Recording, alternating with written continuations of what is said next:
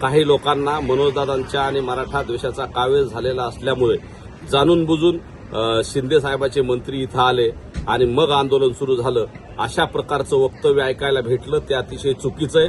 हा लढा मनोजदादांच्या त्यागातून, मराठा समाजाच्या मेहनतीतून आणि आंतरवली सराटीतील बांधवांच्या आणि भगिनींच्या रक्त सांडलाय त्यातून सुरू झालाय.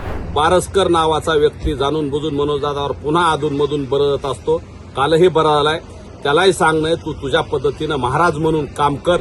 नाव वाघमारे परंतु कर्तृत्व एखाद्या कुत्र्याप्रमाणे असणाऱ्या एका स्वयंघोषित नेत्यानं एक अत्यंत चुकीचं वक्तव्य मनोजदादांच्यावरती केलेलं आहे. त्या वक्तव्याचा आणि शिवी दिलेल्या गोष्टीचा मी जाहीर निषेध करतो आणि मनोजदादाच्या आंदोलनाला किंवा मनोजदादाला भेटायला सर्व पक्षीय नेते येतात, वेगवेगळ्या मंत्रिमंडळातले सदस्य येत असतात, अनेक लोक येतात जातात, परंतु काही लोकांना मनोजदादांच्या आणि मराठा द्वेषाचा कावीळ झालेला असल्यामुळे जाणून बुजून शिंदे साहेबाचे मंत्री इथं आले आणि मग आंदोलन सुरू झालं. अशा प्रकारचं वक्तव्य ऐकायला भेटलं ते अतिशय चुकीचं आहे.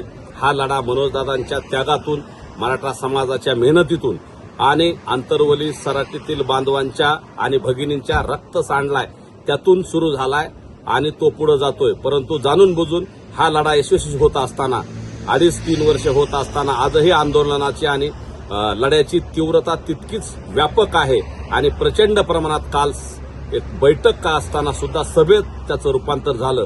याच्यामुळे काही लोकांचा पोटसूळ उठला आणि त्यातून वाघमारे नावाच्या एका खलनायकानं जाणून बुजून, त्याला कुठला जनाधार नसताना मनोजदादांच्याबद्दल एक राजकीय वक्तव्य केलं आणि तो समाजाचा असणारा बैठक आणि आंदोलन त्याला राजकीय वळण देऊन कुठल्या तरी नेत्याने हे करायला लावलं. हे सांगणं म्हणजे हास्यास्पद आहे. हा लढा गोरगरीब आणि गरजवंत मराठ्याचा आहे. त्यामुळे असलेल्या लोकांच्या आम्ही बोलण्याला भीक घालत नाही, परंतु इथून पुढे मनोजदादाला शिव्या दिल्या तर जशास तसं उत्तर दिलं जाईल आणि वेळ प्रसंगी यांची जीभ हासडून त्यांच्या तोंडाला काळं लावलं जाईल, एवढं त्यांनी ध्यानात ठेवावं. आणि कुणीतरी पारसकर नावाचा व्यक्ती जाणून बुजून मनोजदादावर पुन्हा अधूनमधून बरळत असतो. कालही बरळलाय. त्यालाही सांगणं तू तुझ्या पद्धतीनं महाराज म्हणून काम कर. महाराजांचे जे गुण असतात ते तुझ्यात असले पाहिजेत. ते गुण तुझ्यात नाहीत.